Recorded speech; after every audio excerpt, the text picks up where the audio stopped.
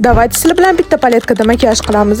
Bu makiyaj 15 yoshga bo'ladi. Tonalniy sifatida mana shu paletkada ikkita konsilleri bir-biri bilan aralashtirib plotniy покрытие qilaman. Menga bu paletkada tekstura juda yoqadi, chunki kerak emas qizarishlarni bemalol yopib tashlaydi. Конечно, bu tonalniy bilan yuzimizni chiroyli qilib yopib tashlaymiz. Menda ozgina qizarishlar bor, o'shaning uchun bu yoqda bizga yashil korrektor yordam beradi. Bu qizil pattonni neytralizatsiya qilib, ton chiroyli yotishiga yordam beradi. Agar sizni ko'zingizda tegdi shunaqa sinyanklar bo'lsa, to оранжевый korrektor ishlatamiz. Bular hammasi oson rastушевываться qiladi. Самое главное yumshoq sponj olinglar. Aytgancha обязательно bu yoqqa Instagramga podpisatsiya qilinglar, chunki men u yoqqa ham videolarni har kuni qo'yishga harakat qilaman. Keyingi etapga o'tamiz. Bu korreksiya, yuzimizni korreksiya qilib olamiz. Mana shunaqa skulptor ishlataman. Bu paletkada skulptor rangi самый идеальный rang hisoblanadi. Endi rumyanalarga o'tganimizdan keyin men mana shu bitta rumyanani ishlataman. Tez rastушевываться qiladi, a самое главное yuzimizda свежий ko'rinadi. Aytgancha bu paletkaning ichida yana shunaqa chiroyli highlighter ham bor. Ko'rsanglar bo'ladi, bizda shunaqa nежный, chiroyli makiyaj chiqdi. Buni только 15 yoshli qizlar to'g'ri keladi. Agar nежный makiyaj xohlasanglar, mana shunaqa qilib ko'ringlar. Hammanglarni yaxshi ko'raman.